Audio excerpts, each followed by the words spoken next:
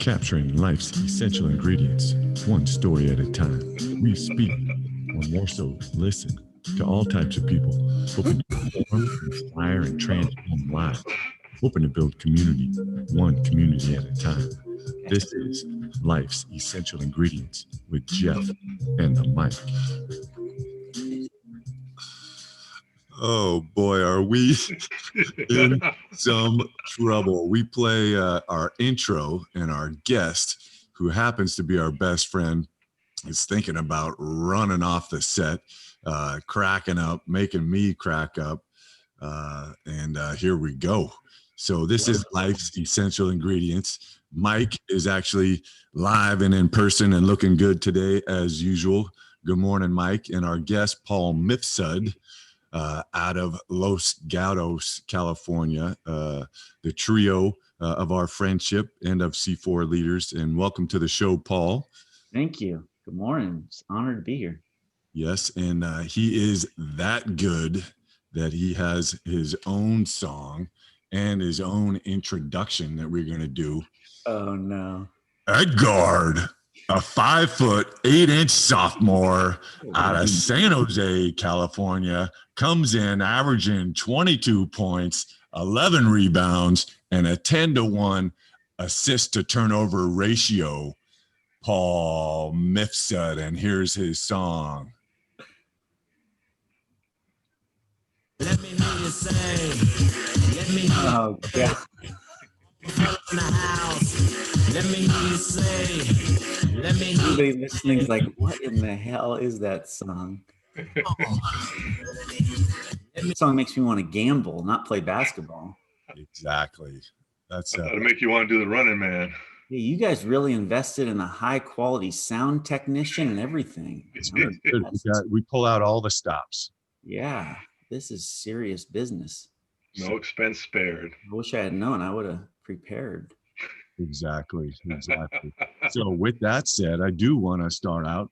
We're just developing the format to the show, but I like starting out with like a quote of the day. And today's quote, this goes right out to you, Paul, by Alice Hoker. Your greatness is not what you have, but what you give. And it's been my honor knowing you, gosh, I don't even know how many years, but probably from by the time I was about 15 and you were probably 14, 15 when we met at MIDI, and seeing us go through life with all these different highlights and hardships that we've had. And definitely I was trying to think, hey, what is something that speaks to me about Paul? And it's for sure what you give.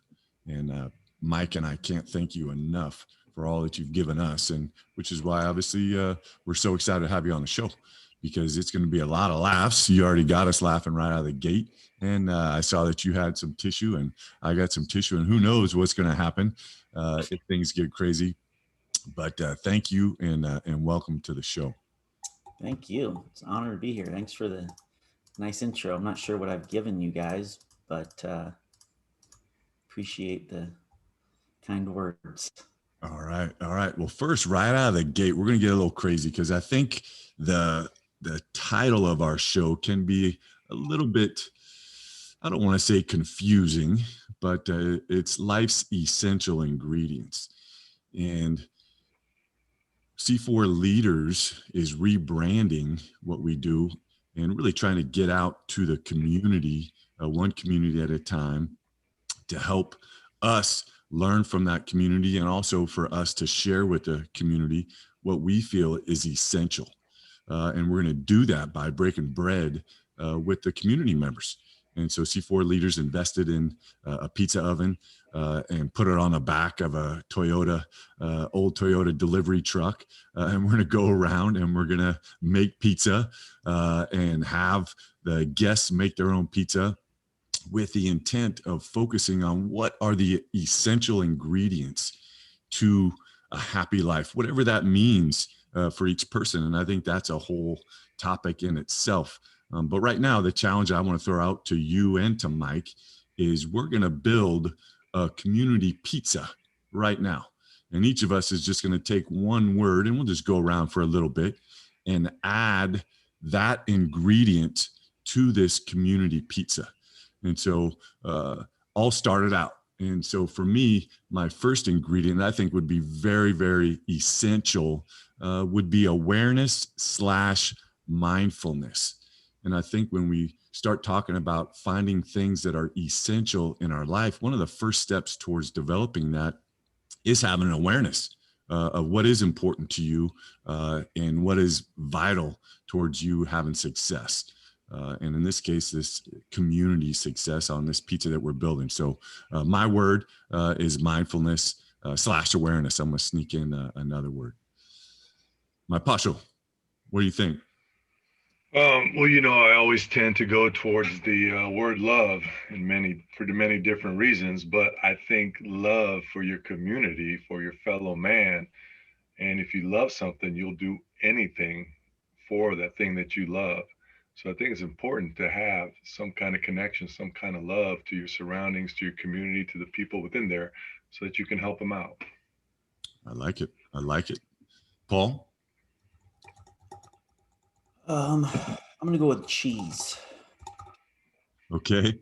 I like it. I like it. But what's the You can't cheese? have a pizza without cheese, but that metaphorically speaking, I guess, is cheese. But no, I would. Yeah, I mean, like you said, there's so many things. I would say perspective. It's a little bit like mindfulness, but for me, perspective's sort of like hitting the pause button in life and just thinking about, um, what you have or what your problems are relative to what they could be. And that kind of changes how you view everything. I like to imagine my 80-year-old self like giving me advice. And to me, that brings perspective because no matter what my problems are, no matter how good or bad things might seem, that always kind of brings some perspective to it, which changes how I feel and view things. So I would throw a good helping of perspective on the pizza. I like it. We'll go around one more time. I'm gonna throw in the word inclusivity. And I think with all just the crazy political challenges that we've been going through as a country, all the COVID challenges and just all the challenges that we're going through, I think if we could just be more inclusive of all people and welcoming. And again, that's what C4 Leaders is all about. And that's definitely part of our brand is just bringing all people together, regardless of race, political affiliations, socioeconomic, socio-demographic. It doesn't matter. We just realize there's so much value in diversity and inclusivity is my word. My Pasho. I think we kind of touched on this word, but I like accountability. A lot of times we put everything on someone else and never include ourselves in whatever the situation is and how we affect that situation. So I think we all have to hold ourselves accountable. I like it. I like it. And Paul, last ingredient. Oh, this is the last. Well, we could go on, but we want Okay. to get We'll do the into combo. your life's essential ingredients. So we're just building this community pizza Okay. right now, and we got some amazing ingredients Get on that. top of it. Yeah. I'm going to throw curiosity on pizza because curiosity, if you can, maintain that through your life, always wanting to learn and know more and understand and realize that nobody really has the absolute answer to anything. I think that's a good ingredient to have on there. I think Einstein said something like there's two ways to live your life. One way is as if nothing's a miracle. The other way is as if everything's a miracle. And the people I've known that are older in life that just have this fascination with even the smallest things, they're the happiest, most lively, engaging people I've met. And so I would put the curiosity on there. I love it. And as soon as you mention uh, older and lively and curious, and he's definitely going to be a future guest on the show, but that's Uncle Johnny. And my Oh show is man, going to get him yeah, on there. And I don't want to get us off definitely. topic, but he just puts a smile on my face. I don't know how old Uncle Johnny is, and I don't want to take away from when he's on the show. But we had the great fortune of going to New Orleans a couple summers ago and doing what was it? Just the Red Dress Run, Pasho? Red Dress Run. Yep, that's what it's called. It's a massive fundraiser in New Orleans. I So didn't see either of you running at all. I saw drinking. That's like running. Okay, Drinking's like running. sure. It's optional. Running is optional. Okay. And walking from bar to bar is like running. Very similar. all right, let's get into Paul. And there's so many different aspects to Paul, but one of the things that I love about him, and we've had so many great road trips together and just times together, he loves music. And man, he can dance. I would say he's not a bad singer, but he's definitely just got great rhythm, and he knows every word to every song. It's just incredible, and definitely use music as a source of energy. And it has been so much fun just to watch you do your thing. But with all that said, I have a question. If you had to introduce yourself to somebody you don't know, and you had to use music as a way to like, hey, I'm Paul Mifsud, I'm the CEO of Melita Group, but now you just get to play this song, and that tells them who you are. What's your song that you're going to pick to introduce yourself? Not an easy question. Yeah, that's really hard because my tastes range from like Mozart to Little Wayne. You know, it's like, how could you pick a song? And I've never really thought of this, Well, but that's why we're telling you. I'm going to yeah, jump and cut you off. I'm sorry. I shouldn't be doing that, Pasho. But yeah, no, it's right Oh, now. What are you feeling? What comes to your head? Boom, you got to introduce yourself. And you're sharing with our thousands of listeners who are just on the edge of their seat for wondering what your song is. yeah, I mean, you should have run this through my agent before you sprung it on me, but anyway, we'll deal with that later. Um, I mean, I would probably pick like It's a Wonderful World, Louis Armstrong, or maybe uh, Somewhere Over the Rainbow by, you played the ukulele, Jeff, so you know the I, guy. What's his name again? Is? yeah. Yeah, yeah. Do you have the ukulele handy? It, You it's okay. fairly close by, but we want people to Okay. listen into the show. We don't want to All right. take them away. But I will throw this out for all the listeners that we have. If there's anybody out there in the Northern California area that would love to teach me how to play the ukulele, please reach out to us at c4leaders.org and Jeff at c4leaders.org. But Or singing. Like I've heard your version of True Colors, and my left side of my body is still partially paralyzed. But if you listen to the words, yeah, if that you is listen to so the words, it's a beautiful song. yes. Well, Sorry to interrupt. for humoring us and sharing your songs. But let's get into the show a little bit. And again, it's called Life's Essential Ingredients. And I want to break down your life a little bit, Paul. And just like you said, you look sometimes at your 80-year-old self and try and get that perspective. And knowing you, I know you're not a person that lives life in reverse, nor playing things over and over. You always are moving on to the next thing and learning what you needed to learn, and then moving on and sharing the greatness that you have. And that's just what we love about you and what's reflected in everything that you do.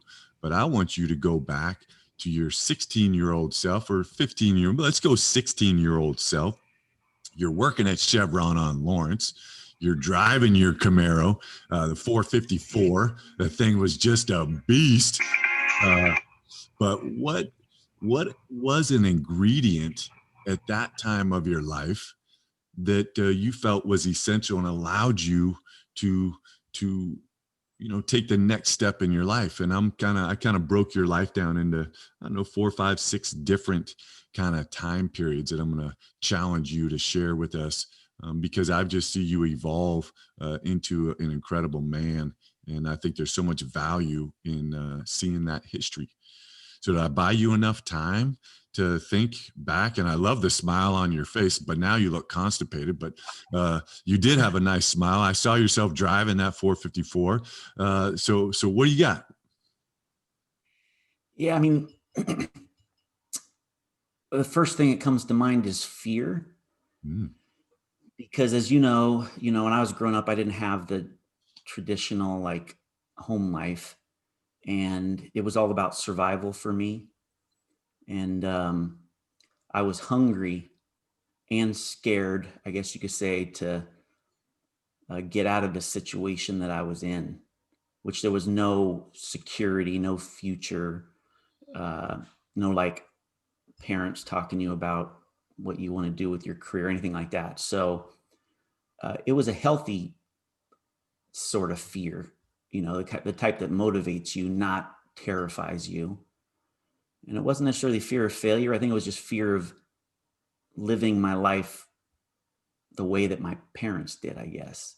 I didn't want to do that. So, uh, and then of course, some inspiration to like, because I somewhere along the way, I learned, some empathy for, a lot of times when you grow up with nothing, you're self-centered. It's all about your own survival. But somehow I had enough values that that were instilled in me somehow, that I wanted to help others. So, and I realized that money is like freedom in the world that we live in. So I was really inspired to make something of myself so that I could have that freedom to be happy myself and also to help, other people.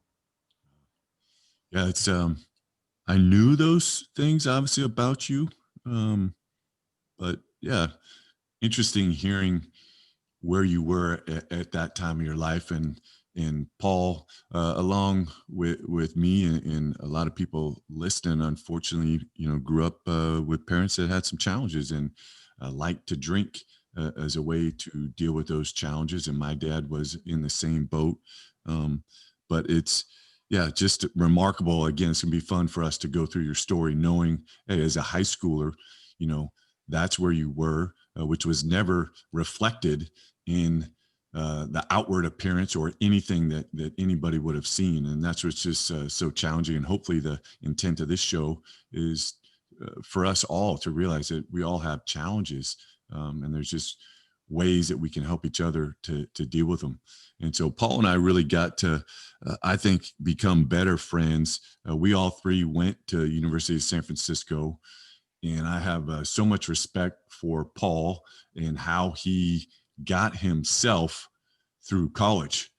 And he'll never share this, but he had 12 credit cards that he used and USF wasn't cheap. And he didn't have any support at home. And he had to find a way to get things done on his own. And he had at least 18 units, maybe more, that he was taking, working full time at Bank of America, having these 12 credit cards that he would rotate somehow to pay his tuition. And who were you and what was going on at that time? What was essential in your life at that time?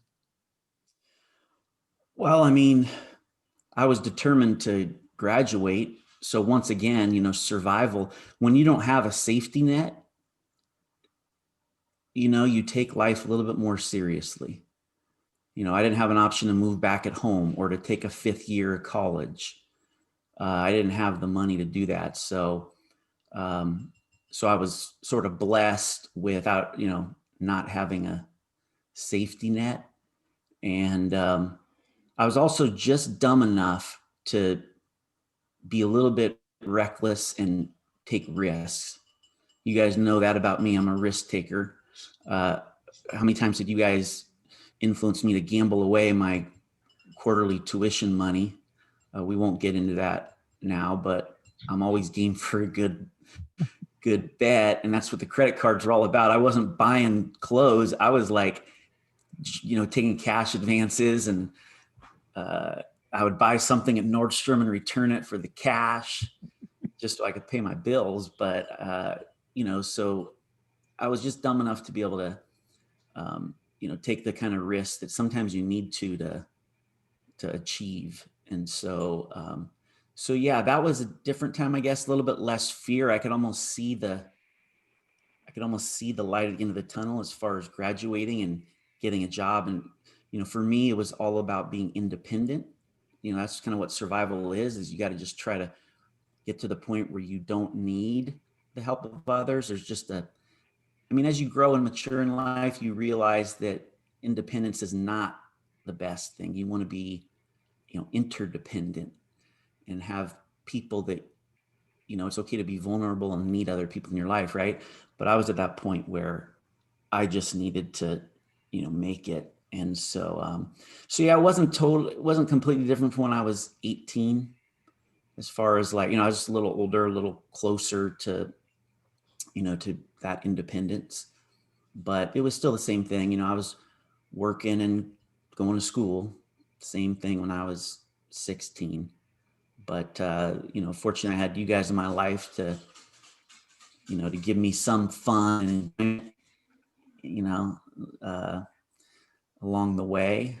So it cost me, because I could use so much of that money that I wasted with you guys on my tuition.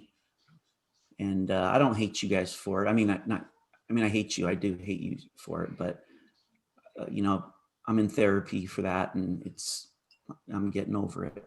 So I still love you guys. That's good. I know Pasho has a comment. Go for it, Pasho. It's about time. So, but you got to know, we've worked out a system recently where when I, because over Zoom, it's hard to say something. So when I put glasses on, that means I got something to say. And just for the record, this is the third time I put them on, and he finally saw it. So I think we got to work on our system. System's not working. Yeah. System's down. Something's wrong. I need to hit a button or something. Yeah. But Fudd, I got to ask, because when in college, and obviously we had a lot of fun, these stories that have come out later, obviously when we're going through it, I really didn't have any idea. But then again, I was just a dumb kid back then. And going through that, it was really a struggle for you day by day, 12 credit cards, all that stuff. And then you're hanging out with two knuckleheads like us who are on scholarship, who don't have that worry that you're going through. And at no point did you ever look at us differently, to my knowledge, or say, man, look at these asses. They're just picking up and going to Reno for the night. They don't have what appears to be any worries. How did you inside deal with that, seeing us at a different level than you, but never showing any of that emotion, if you even had any towards us about that? Because I know a lot of other students at school would look at us differently because just the situation we were in and the challenges that they had that we didn't have. Did that ever cross your mind at all? No, I'm lucky in that, and I can't take credit for having this quality because I think it just happened, but I was never envious of people that had something that I had. It was inspiring to me. I think a lot of people, they choose to avoid being around people that make them feel lesser, or that make them feel like they have something that they don't have. I just instinctively wanted to be around people like that because it inspired me to do better. Granted, all of the napping you guys didn't really inspire me. And when you asked me to type your paper because you type so damn slow, Mike, that one didn't time either. But no, I didn't really see myself as different. I had to do things a different way. And yeah, there were times when, I had to go to work, and maybe some of my school friends, you guys were sleeping in or doing something. I didn't really ever think much about it because that's just how my life was. I didn't have like I guess you could say a normal life. And so my friends, even like my younger friends when I was in elementary school, I was kind of lucky that their parents were married and they had, like normal family lives, responsible parents. And so I got to see a little bit of that. And yeah, I guess, when you asked the question, I was thinking about that. And I don't ever remember like feeling sorry for myself. I've never been one to feel sorry for myself. If I did, it was just for a second, then I would kind of, slap myself in the head and say, all right, well, you can do something about it. So yeah, I've always been about just kind of, uh, taking the actions that I felt were necessary to get where I wanted to be. And being around you guys, you guys were inspiring me. I would say more because of the type of people you were. I never liked the type of people that had privilege, I guess you could say, but acted like they were privileged. There was a few people that were in your guys' circle that I remember I didn't care for them because they were privileged, and you know who I'm talking about. I almost killed one of them. Remember? With the butter knife, I recall. Never forget that. Yes. Just kidding. No, but I just naturally was turned away from people like that. So yeah, that speaks more to your guys' character than mine, because you didn't act like you were any special either. So yeah, that kind of goes both ways, and that's why I was drawn to you guys. All right. I appreciate that. But I want to get a couple points of clarification. One, sleeping in, that's my passion. Okay. He had all those hours of Galaga training. And yeah, he was a world champion and definitely a 4.0 student on the sleep category. Remember, I was a major. Remember, I gave you shots and you were worried about the needle bouncing in and out. And yeah, I had to get up, go to clinical. So, Pasho, you just got to sit there and take it. You can put your glasses on and off all you want, but we're not, yeah, put them on again. Yeah, okay. Yeah, no, we're not talking about that. But yeah, we had so many good times. But I want to get into Paul because you are our guest in talking about taking action, and we're going to start right now about taking action of borrowing the 5.0 Mustang, going down to San Jose to go out with a certain young lady who was so beautiful and is to this day beautiful and definitely your better half.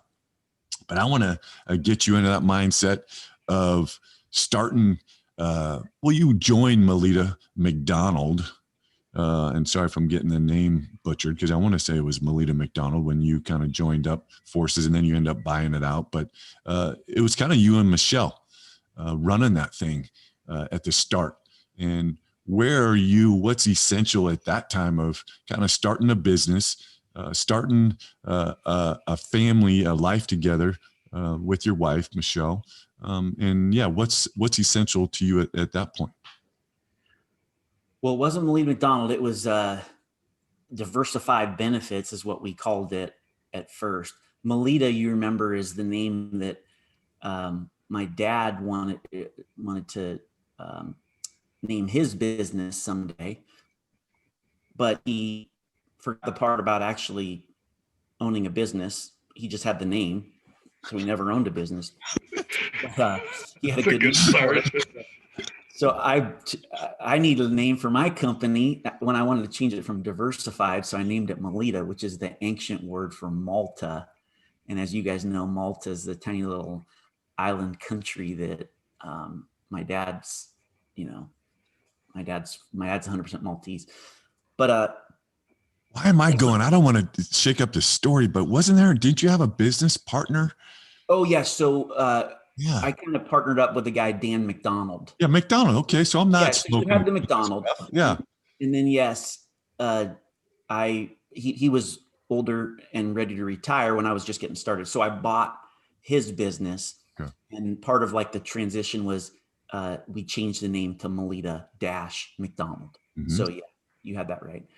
But anyways, so talking about the ingredients of that time, it was similar to before. It was exciting because I was, with my future wife, and we were, it was starting a business and starting a new relationship, and kind of a new phase of my life, the independent phase, I guess you could say. So ingredients, I mean, I don't know, I guess just, that was a time when I feel like for the first time, I was like, for most of my life, I felt like I was like treading water, and at any moment I could go under if something didn't go right. And this was a time where I felt like I was, on land, if you will, and I could start to think more about, you know, designing my life and stuff. So I remember early on, Michelle and I read around that time, I had read a book, and it inspired me. It was basically about values and living a values driven life. And so we actually went to the beach with a pen and paper, and we did it kind of separately, but we wrote out like, what are our values that we want to live our life with? Because that's kind of the playbook for the rest of your life. What matters most, family and, certain qualities that you want to have: integrity, being a good parent, being a good spouse, being a good sibling, religion, self-improvement, all the stuff that we all live every day. We live our values, whether or not they're intentional or not. It's up to the person, so we tried to be intentional about it. It doesn't mean we've lived our values every day since then, but it was kind of like a new beginning, I guess. And it was a beginning where we were, and I don't know, it must have been from reading, because we were like 20 years old, didn't have great role models in our lives, which I think is a blessing, right? Because most kids, their parents are their role models. Well, I say it's a blessing that my parents were horrible role models, because I knew they shouldn't be my role models. So I had to go find some other role model outside of my own immediate family. And so I picked some good ones. I read a lot. I remember Stephen Covey had a big influence on me with his books. Tony Robbins, even though people make fun of that guy, he changed my life. And so part of that learning was this idea of, you can plan your life.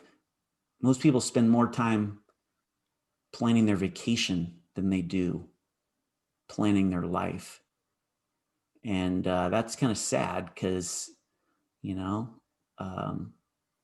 if you don't plan your life, I always tell my kids, if you fail to plan, then you plan to fail.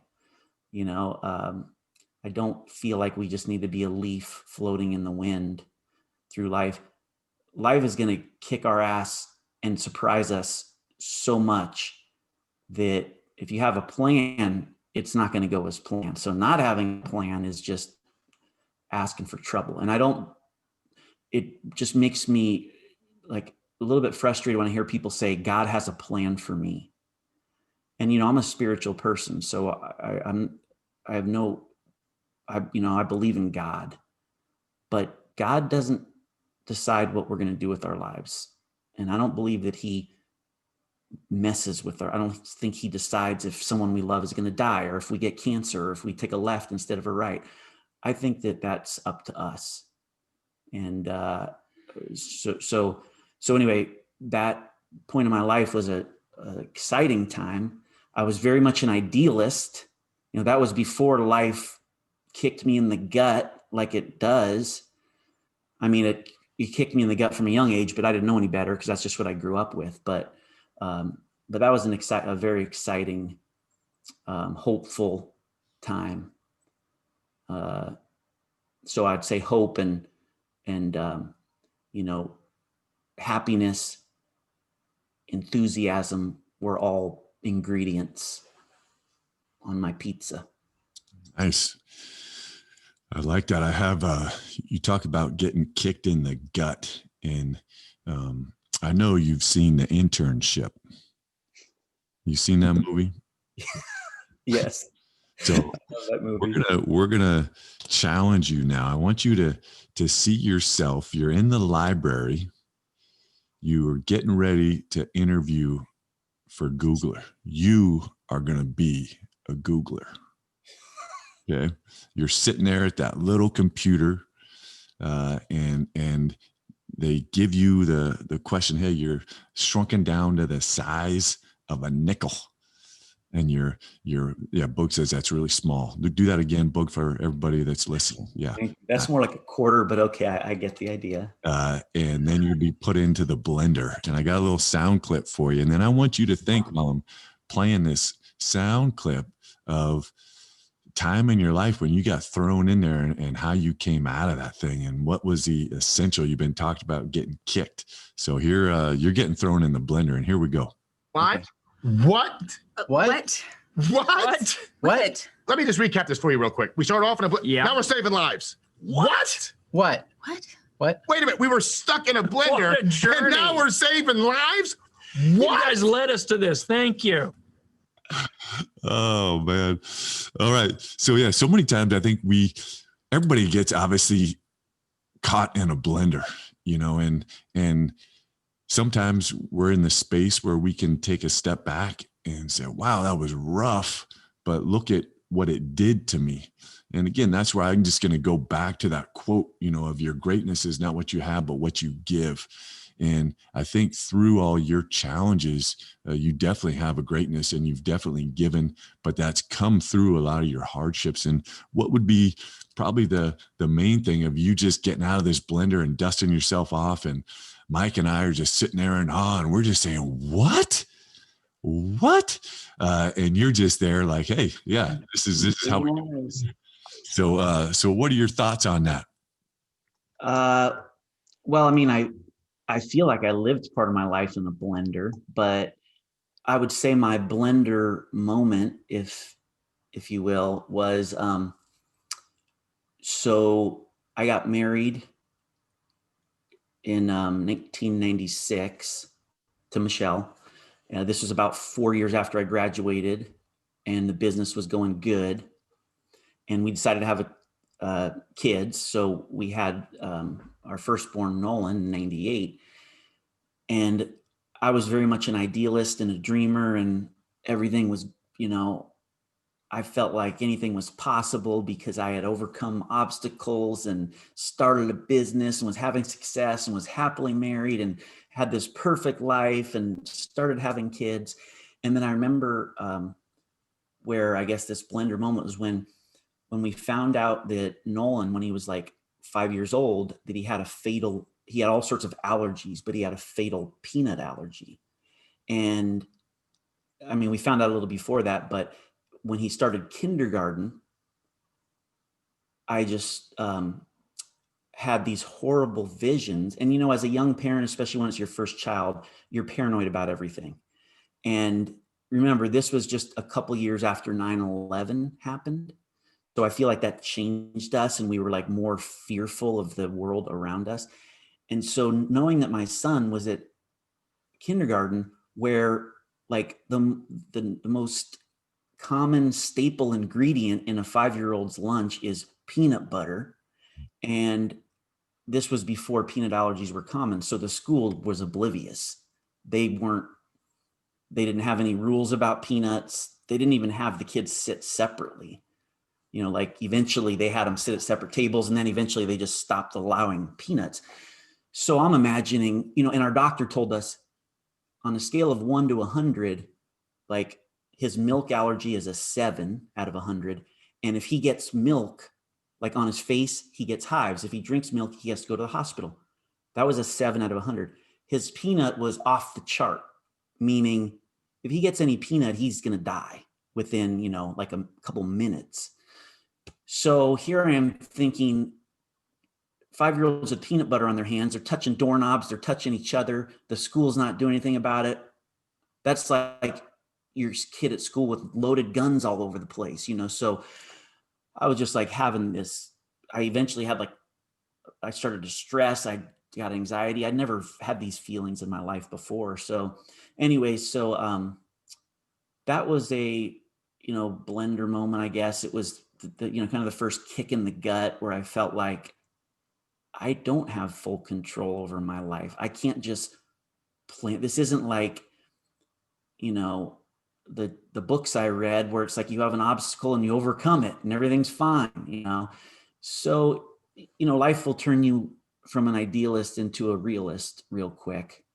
In some cases, a fatalist if you're a pessimist. But yeah, so that was definitely a blender moment. I didn't come out of the blender saving lives, but I came out of it with some, new understanding that, life is real and you have to adjust. It's, I used to think, well, if you have obstacles or problems, you just overcome them. And I learned that it's not about overcoming. It's about trying your best to overcoming, but really to accept that you can just do the best you can. And, you just adjust and cope with what you can't overcome as long as you do the best you can. So yeah, so that was a turning point, I guess I would say. And, one of the many kicks in the gut blender moments that I've had in my life. Let's get out of the blender. Yeah. And Thank you. That's tough. yeah, I don't want to talk business with you too much, but yeah, you're an incredible leader, and I've had the good fortune of working for Odyssey teams and doing leadership development and being around some really good top-notch leaders that work with companies all over the world. And I don't want you to get a big head, but I would definitely put you at the top of the list of how you shape culture, how you build family, how you build trust. Because I've had the good fortune of working for Paul for a short stint. So I've gotten to see him in so many different aspects of his life. And he currently is the owner, the CEO, the everything of the Melita Group. And I want you to talk about just kind of transforming, all the way coming full circle to kind of where you started, just business wise. Now I'm just talking to where you are now and dealing with all these crazy challenges with leading families, because that's who your employees are. They're not an employee, they're a family member to you, leading families through this pandemic, and still, developing one of the best insurance agencies in California, if not, the country. Yeah. So for me, fundamentally, the things that haven't changed since when I started in business till today are, first and foremost, and you could probably see the sign behind me, but, what's your why? Why are you doing what you're doing? And I have in my email signature, I have this kind of motto that I've lived my business life with and my personal life. And the motto is, if you have a big enough why and the right who, the what and how are mere details. And, the right who for me is outside of business. Who do I spend my time with? Do I spend my time with people that inspire me, that make me better, or that like contribute? Or do I have people that detract and take, and with family, we don't choose our family. So there's going to be some of both in your family. We don't get to choose that, but outside of that, we do. We get to choose who we're around with. So in my personal life, that means I've chosen friends that inspire me, that make me better, like the two of you guys. In my business, it's the same thing. I hire people that aren't just good at what they do, but they're good people. Um, we have what some would call a no assholes rule at Melita, and we always have. And that's the rule that no matter how good you are at what you do, if you're a jerk, we don't want you. There's a lot of companies out there that, have the culture of we want the best and the brightest. We don't care if they're jerks. And so, we spend too much of our lives at work to have any sort of stress. The stress in people's lives, the misery in people's lives is mostly because of finances and relationships. And that includes work relationships. So first and foremost, we pick people that share the values that we have. And we're a values driven company. So the why of what we do and how we do it includes our values. So we've changed tremendously as an organization because you have to survive in the modern world. We've been through like 3 or 4 recessions in our 27 years. The industry has changed dramatically. We're in a pandemic. The environment is always going to be unpredictable. And, I think the best way to prepare for it is just to have fundamentals and to be, to not get comfortable. This goes for life too. There's 2 types of people. There's just one of the books that was influential for me was, and I forget what it's called, but it's basically, it talks about how people have one of 2 mindsets, a fixed mindset or I don't know if you know the book that I'm talking about. Growth mindset. Carol Dweck. Thank you. So basically people with that fixed mindset, they're the people that you've met in life that are kind of arrogant. They think they know everything. They're not growing and evolving. They're not humble. And then the growth mindset are people that are always trying to get better. No matter how good they are, they still feel like they're not good enough. And so those are the type of people that we try to bring on board at Melita. And that's the why and the who. The what and the how, those are changing all the time. And I think the businesses that don't focus enough on the why and the who, they're the ones that are vulnerable to things like a pandemic or losing like a key person or a change in the economy or a change in their industry. So those are companies that aren't really, built to last. And I've always just tried to focus on those, the why and the who as the priorities. And of course, we're a capitalist organization. We're trying to make money. So this isn't a nonprofit endeavor here. That's where the challenge is. But I would rather, focus on, having an entity, an organization that benefits the people that work in it more than like investors. We don't have investors. I don't ever want to have investors because investors by nature, they just want growth. They want more profit. And you can only be so efficient before you have to start, taking away from your employees and your clients to make the investors happy. So anyway, I would say that the fundamentals haven't changed, having that big enough why that gets you excited that you're doing something meaningful for the world, even if it's making a better paperclip. It doesn't have to be curing cancer to feel like you're doing something meaningful. And that's where I love this new generation. Our parents' generation, they almost expected to be miserable at work so they could have money to pay the bills. Our kids are our kids are lazy little bastards, but they're mostly, just kidding. No, but our kids are more like, that doesn't sound interesting to me. I'm not excited by that. I don't want to do that. And I respect that as long as it's, not like, I don't feel like doing that. I don't want laziness, but I do like the idea of our kids being happy in their career. Awesome. All right, and I don't even know how to phrase this question for you, Fudd, so bear with me. You talk about like Melita, that's what Malta used to be called, island nation, small island nation.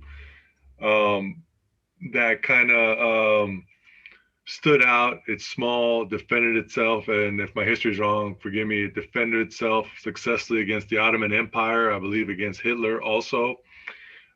Classic David versus Goliath. And that's kind of how I'm wondering, is that how you see yourself against the world? Because I know many occasions, and Fudd is a gambler at heart, where we got my Pasha here, one of the greatest shooters in basketball that I've ever seen. And Fudd will just step up and challenge him to a 3-point shooting contest, knowing that the odds are tremendously against him. And it seems like that gets you really going. And I'm wondering, in life, in business, whatever it is, do you add these extra challenges? I mean, there's always incredible challenges. Do you, when you add a couple extra to yourself, does that just make you shine? Because you are phenomenal under pressure, by the way. Is that what you're going for? Well, yeah, that's part of me just being stupid. I love a challenge. And yeah, to me, I like to be the underdog. You know how in sports, there's a lot of times the underdog, wins a championship or wins the game. And I think that's, that's kind of a state of mind. But I do believe in turning a weakness into a strength. And so, yeah, for example, my weakness is that I'm smaller and then I don't have a lot of basketball skill, but I can talk well, so I can usually get in the head of my opponent and knock them down mentally. But that only works for people that don't know my shenanigans. But no, what's interesting about the David Goliath analogy is actually, and Malcolm Gladwell has a book about this, and he actually points out that Goliath was really the underdog, because David was just the small guy with a slingshot, but he breaks it all down. Goliath was one of these giants, and those giants, like Andre the Giant, their vision was bad. Their bones, they had arthritis. This guy was a little bit older. They weren't in like a boxing ring. They were in a big open field. Back then, those people with their little sling and rock, they could like knock your eye out from 100 feet. They were like marksmen. So in reality, it was like, oh, David's going to destroy this guy. And I like that because I was always the little guy where you couldn't see what number I was in baseball because half of the number was tucked into my shirt because the smallest size was still too big for me. And so the expectation wasn't very high. So, when I did something, it was like, whoa, look at that little guy. But yeah, I mean, we have a motto at Melita, which is we want to be a small giant. And it kind of speaks to what you're talking about is, to me, being small is a metaphor for like being humble and, being confident.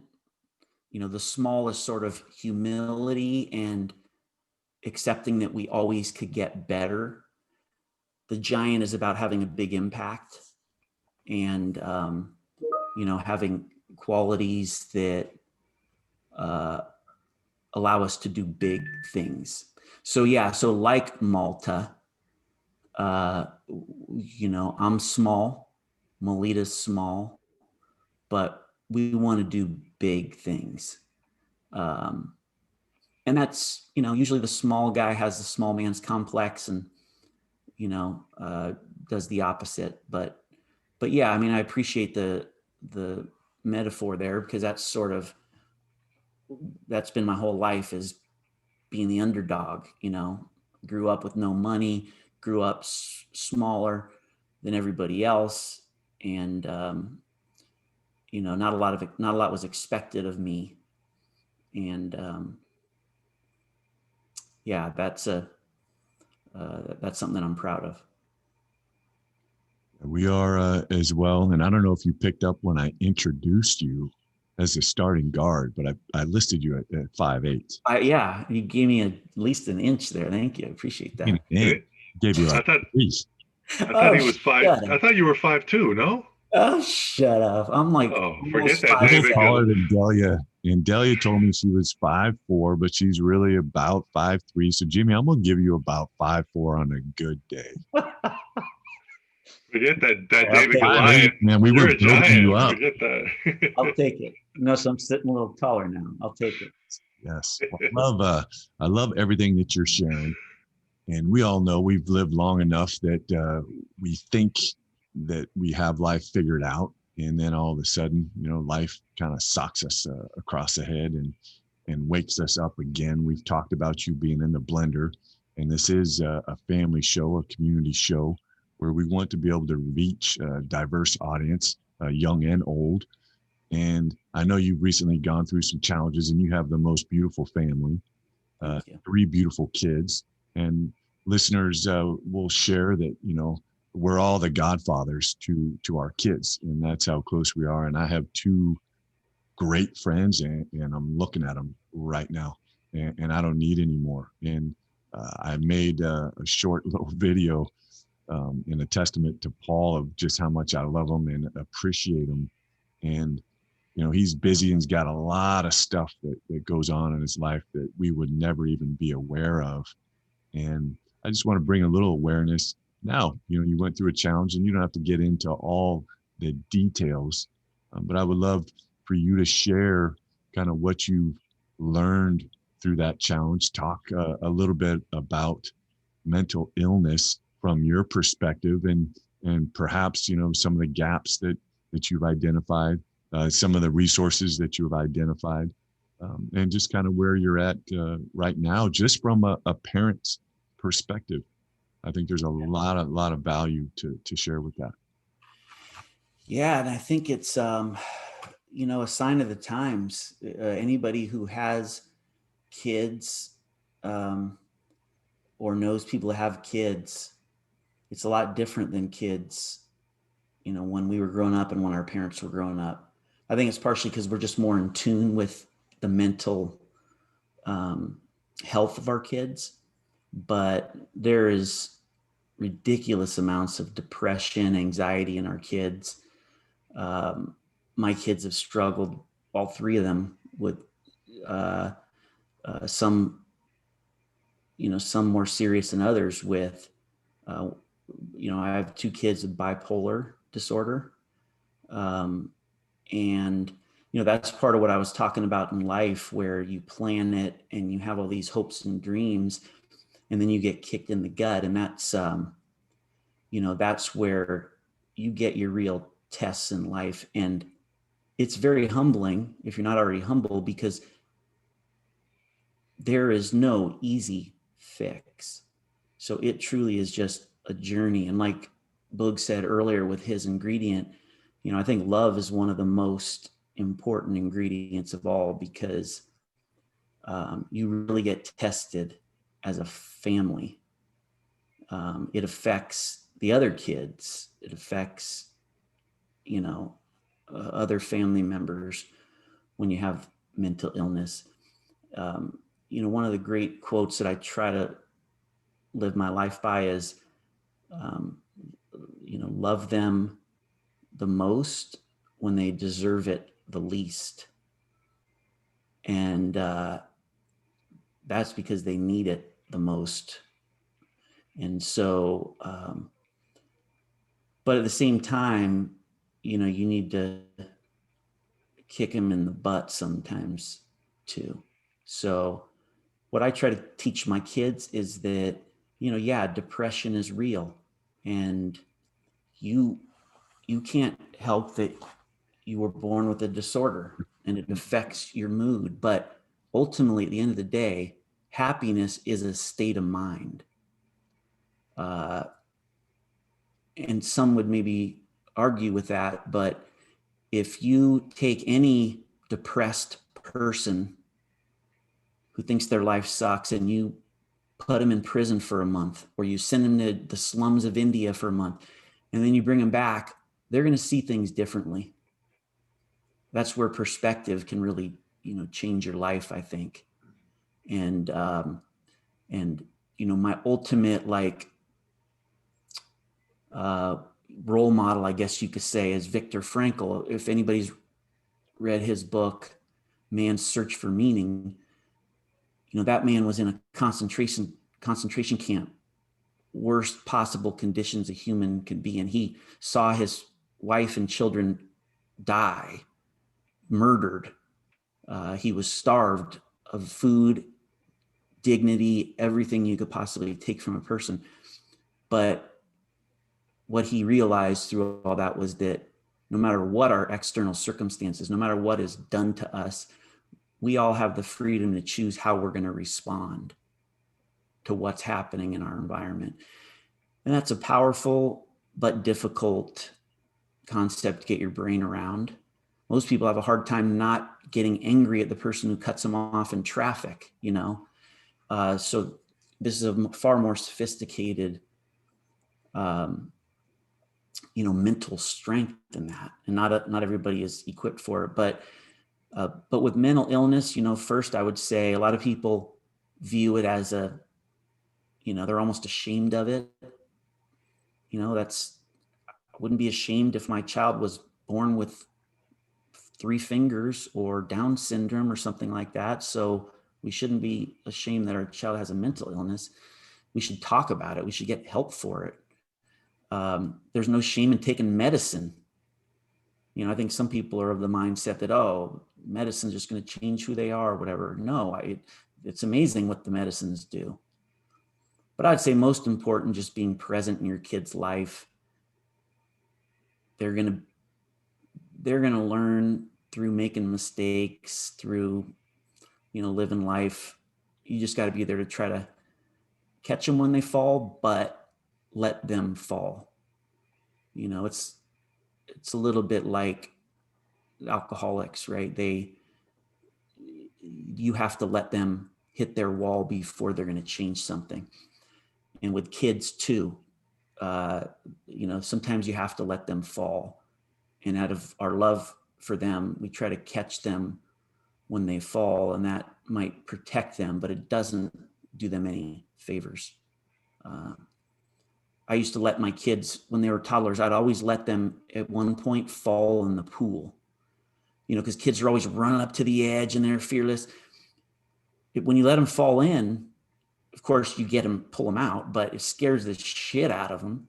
And they realize, I better not do that again. Sometimes that saves their life, right? Because if you're not there and they fall in, they're dead. And same thing with, other challenges in life. So this is just one of those, my wife and I have just said, we're blessed in so many ways. This is a roller coaster ride, and it's taxing. It tests your marriage. But again, if you just face it with courage, I think Eleanor Roosevelt said, if you face life with courage and the best that you have to give, then everything will turn out all right. And that's part of what makes life worth living, is that we don't know what's going to be around every corner. And sometimes someone puts a pile of shit on your pizza and you just got to eat it. So yeah, I've had my share of shit pizza. Well, that's not coming from C4 Leaders. C4 Leaders turns out a great pizza. But if you need some courage or encouragement or help, if you're listening, there's so many great resources out there. And one that I'm familiar with in my role as a past college nurse, and unfortunately seeing so many students come in to see me that were struggling with some of the challenges that Paul's talking about, is NAMI, and that's a National Alliance on Mental Illness. And they have an 800 number, 800-950-NAMI. You can also text to 741-741, and just some numbers to kind of wake us up a little bit to let you know that, yeah, it's definitely ubiquitous.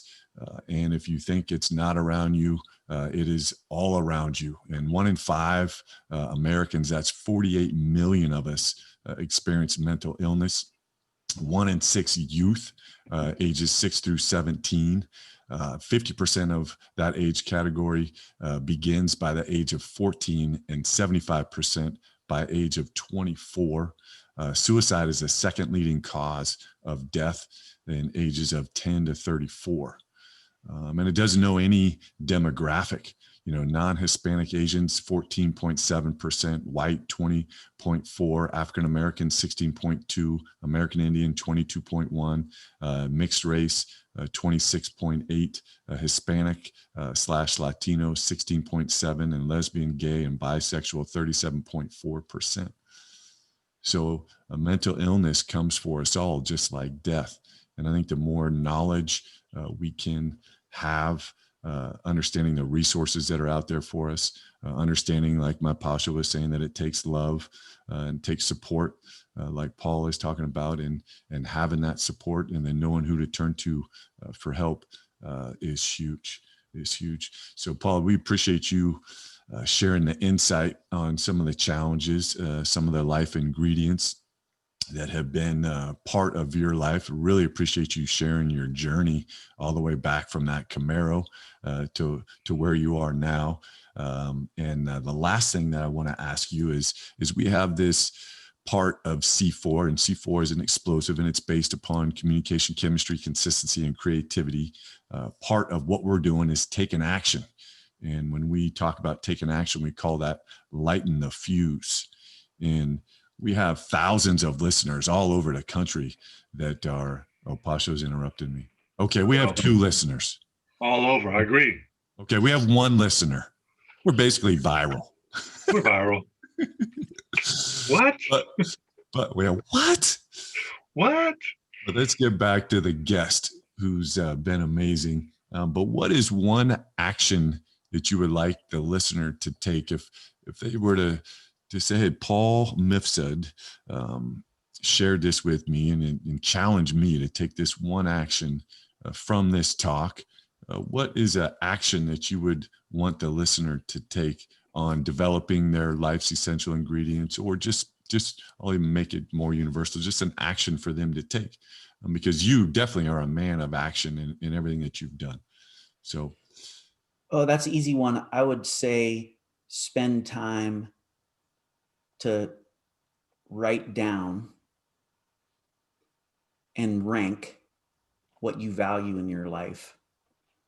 And a lot of people, there's all sorts of studies on the difference between people that write down a plan or goals or whatever versus people that don't write them down, even though they might give some thought to them. And there's a significant difference in the, kind of the staying power.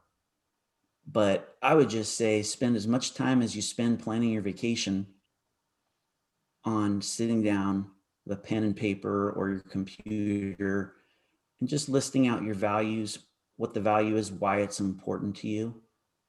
And then when you do that, you then just connect, what do I do every day? And how does it contribute to these values? And you'll find that you really want to be spending your time. Life is, the currency of life is time. We have a limited amount of time and we have to choose how we spend it. And so planning your life is basically how you're going to spend your life, how you're going to spend your time. And we don't give a lot of thought to it. And when we don't give a lot of thought to something, there's a lot of slippage, there's a lot of waste. I'm not saying you should relax and do nothing sometimes. Boredom is a good thing sometimes. But that's what I would say is, if you do that, it will change your life. I could promise you, if you spend the time to put some thought to it, whatever that is, there's no right or wrong as far as how you plan it or what you're planning, but just write it down and reflect and commit yourself to to take an action and reviewing your plan periodically, and good stuff will happen. That would be my one suggestion. Thank you. My Pasho, you got anything to get us out? Oh, no, man, Fudd, that was great, inspirational.